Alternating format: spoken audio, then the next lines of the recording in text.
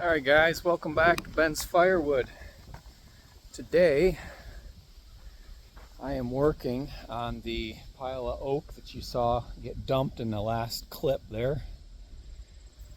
This is a bunch of red oak, and I'll tell you a little bit about what I'm doing here.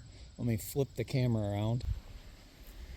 So what I've done here, not that I have to, but with this red oak, it's so easy to quarter it with a maul, and because the rounds are somewhat substantial in size, some of them, it just makes it easier once you get up on the table of the Ultra to be working with half the piece of wood at a time rather than the full thing, just because there's not enough real estate really to, you can just minimize the amount of shuffling around of the pieces and things when you're only working with half or quarter. Just found that it works better. I definitely don't quarter things up if it's not red oak, because it just splits too hard, but one hit with these and it pops right open, so it's pretty easy. I'm kind of working this pile from right to left here, and as I go I'm just throwing the wood in these IBC totes, which will later get stacked. And you can see in the background here I've got a bunch of totes that I've been using. Probably last time you guys watched a video, you noticed more just stacks of wood in the background. It wasn't in totes. I've gone ahead and switched over to using totes lately. Got a bunch more back here.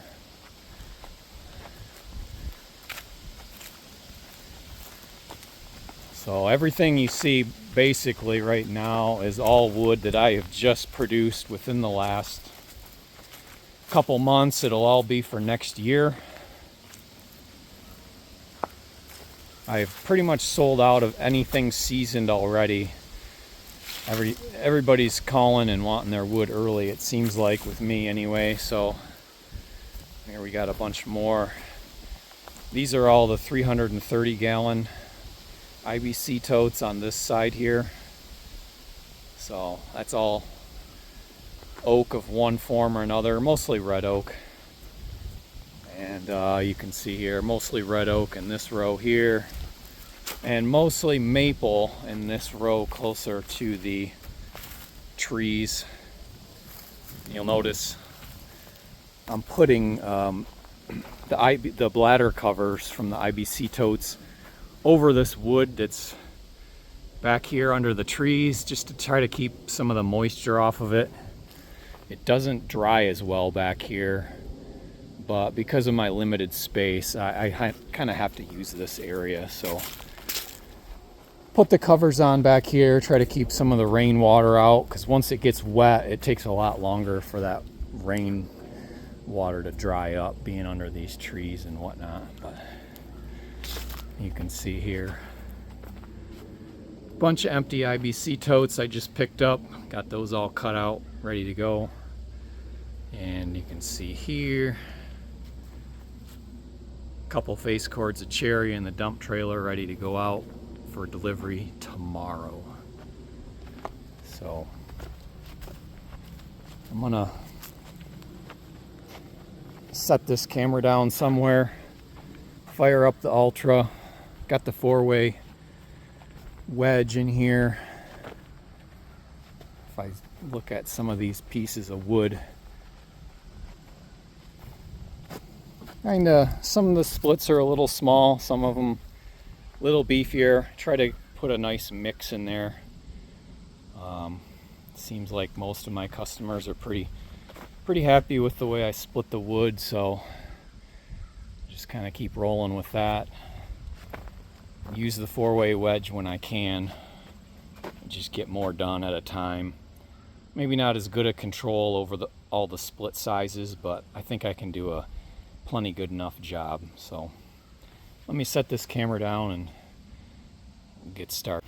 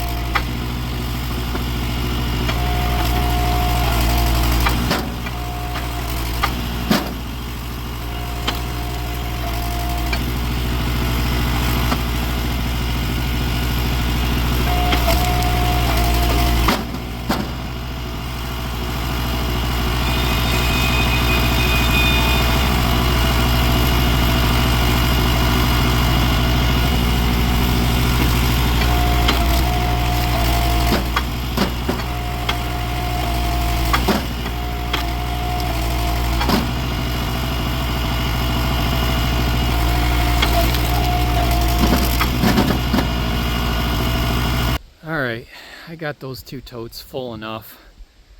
Try to throw any more on there, it's all going to be falling out on the ground like it kind of already is. So I'm just going to back the splitter up here, put 2 empty totes in front of the ones that are there, and I'll just keep on going.